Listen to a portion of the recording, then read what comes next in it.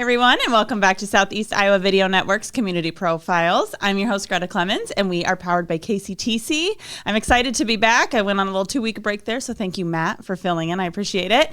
But I'm excited to be back and to be joined with two very fun guests and part of our community theater. We have Brett and Dawn, so welcome, you guys. Thank you. Thank you. Yeah, so you guys have a play happening right now, which is fun. I feel like there's always a play happening, but Try to, yeah. Yeah. So what's the current play? What's going on?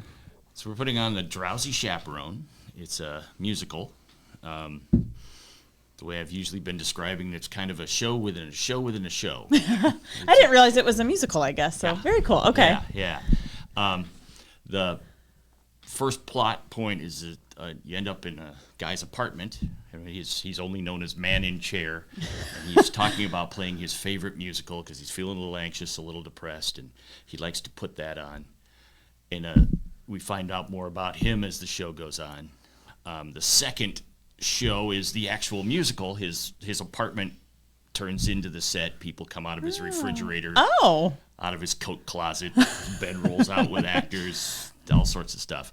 And that musical goes on, and there's a lot of humor in that. There's some really quirky characters, crazy stuff.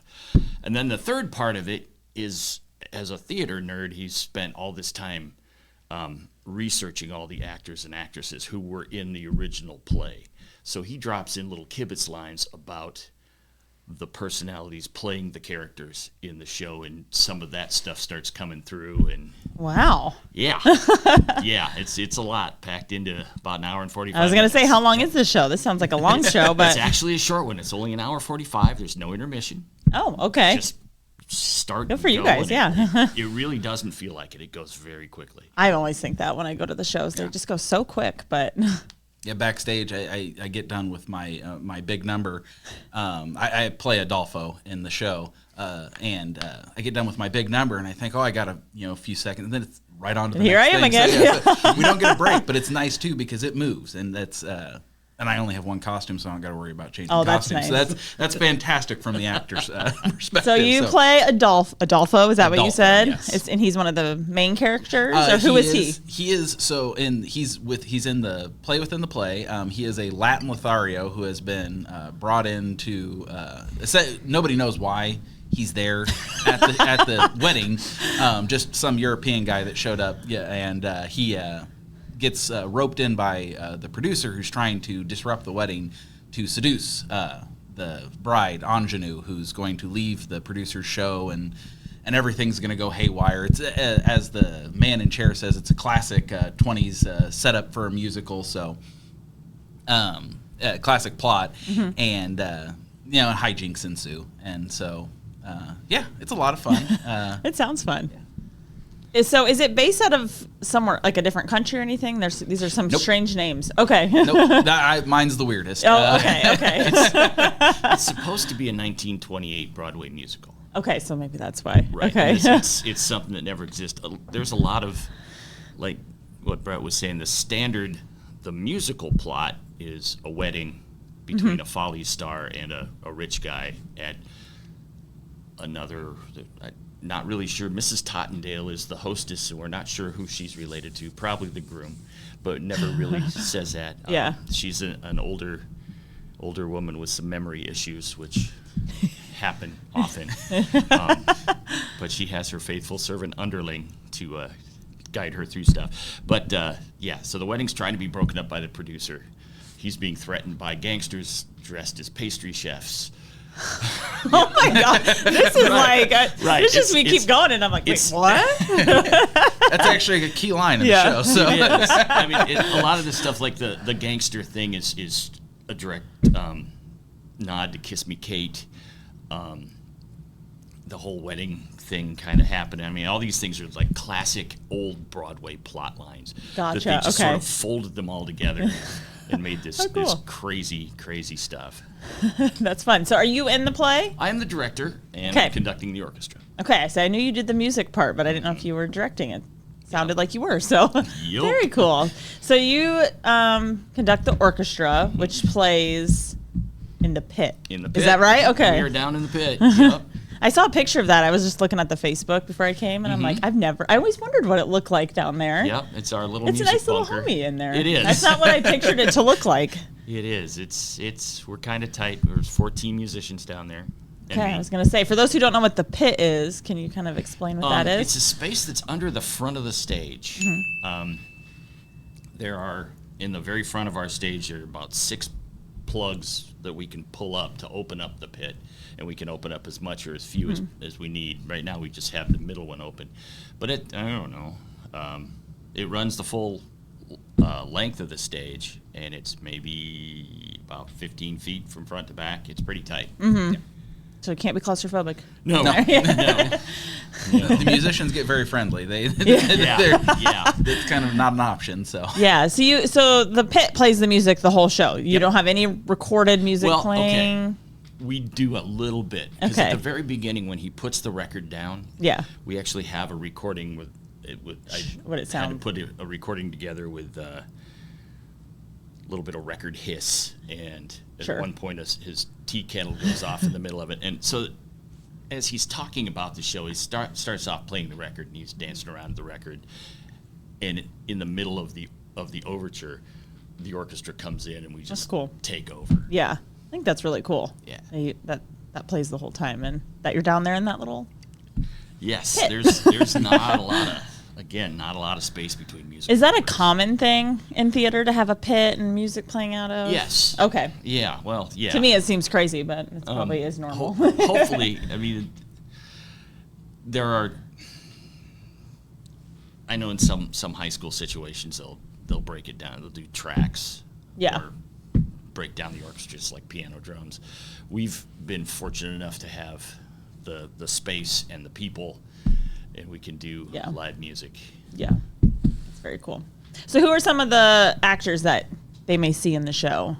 Other than me, there is our leads. Our lead is Adam Nardini, correct? Nardini. Adam Nardini is the man in chair. So he's on stage the entire time. He does not get a break. I think he steps off for a few seconds to grab a prop and come out, but that's as much as he's not on stage. So that's crazy. And does a fantastic job. And then the 2 leads in the play, within the play, are Alex Siren and Shelby Beatles. They play Robert Martin and Janet Vandegraff. Janet's the ingenue who is the star of the Follies, and if she leaves, the whole Follies falls apart. The producer of the Follies is played by Jeremiah Carter, and his sidekick and backup star Charlotte Windmill plays Kitty, who is typical blonde ditz. Yeah. And we've been laughing backstage because she has a couple scenes that are just absolutely hysterical, and Charlotte is wonderful in that part. And we're trying to be quiet backstage, but we're usually cracking up. And then of course Mrs. Tottendale is played by Christy Meter, and Ed Colby plays Underling, and then my love interest in the show, accidentally, because Adolfo's kind of an idiot, very much an idiot, and gets confused and seduces the wrong woman. He seduces the bride's chaperone, who's played by Lisa Helmuth. And she is drowsy in the sense that she has a lot to drink. So and that's because it's the 20s and you can't say anybody's drinking. She's not drunk. She's drowsy. That's fun. But that's in. And then who am I missing? George, the best man. George. Yes, best man George. Jimmy Rempel. Yes, and absolutely does a fantastic job as well. And then our gangsters. Gangsters are played by Keegan Colby and Quentin Garibay. And they there again, that's another one. They have several scenes where we have to learn to laugh in silence because they're a riot. Their big shtick is they do bakery puns. It's all this pastry puns. Yeah. Sticking them in because they just keep going and going and going. That's great. Yeah. I would have a hard time not laughing if I was out there. It's a lot of fun.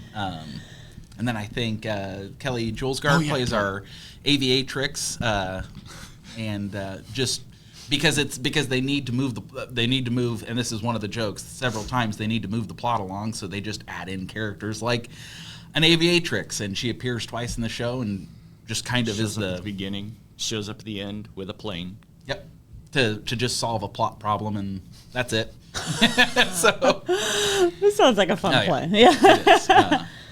And then, of course, you have all the backstage crew and We have lighting. a fantastic ensemble too that Yep. does chorus and lots of great choreography by Cassie Williams and Cassie Shelby Beatles. and Shelby Beatles did an absolutely. I am one that I'm not great at choreography, so I'm doing my best. But they really have put together some fantastic stuff for us. So. Awesome. Well, this sounds like a super fun show. So you guys will have to make sure you get that out there and check it out. And you're probably wondering when it is. And we will let you know that after the break. So we'll be right back. In the heart of rural Iowa, where community matters most, the connections we make are made to last. Meet KCTC, your hometown internet, phone, and TV provider. At KCTC, we're not just about technology, we're about people. Our dedicated team are your neighbors, committed to bringing you top-tier services right where you live. We believe in giving back to the community that raised us. Experience the power of a real connection with KCTC. Join us in building a stronger, more connected Southeast Iowa. At Seafirst Credit Union, we're all about making connections, like how we connect you to that dream vacation with a savings account designed to help get you on the flight there. Connect with Seafirst today and see why together is better. The Connie and Amanda team is dedicated to giving back to our community by actively engaging with our clients, businesses, and the public. When it comes to helping you find your next home, investment, or commercial space, the Connie and Amanda team is here for you.